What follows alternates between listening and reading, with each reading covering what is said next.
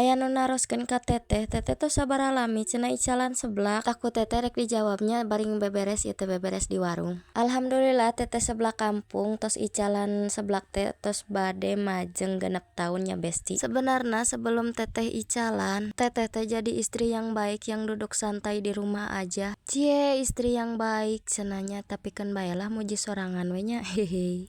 Tak terus teteh teh mikirnya daripada cicing wae mending teteh teh jualan gitu. Kabeneran besti ieu teh di lemur Caroge teh acan aya anu icalan seblak tah teteh teh inisiatif we hayang jualan seblak cekengan. Alhamdulillah masih ingat teteh teh basa eta teh ngamodal teh ukur 200.000 nya besti. Heueuh da baheula mah geuningan besti 200.000 teh asa gedenya beda jeung ayeuna geuningan.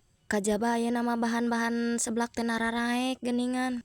Keur bati saeutik teh kala beuki we eueuhan di kampung mah besti. Tapi alhamdulillah we saeutik-saeutik ari dikeureuyekeun mah nya besti nya. Terus besti hayang apal teh nya. Di dieu mah ka pasar teh jauh teh. Aya meureunan kurang leuwihna satengah jam mah. Tuh keur bati saeutik teh nya besti kacokot deui ku ongkos ojek. Can deui dicokot ku jajan budak. Kalah eueuhan we ieu teh batina teh nya kalah beak. Nepikeun ka aya kajadian kieu sia besti beak jeung modal-modalna. Alah nah kalah curhat tuh kabablasan we besti deuh. Tapi teu nanaon jangan dibilang-bilang we ka sarareanya besti.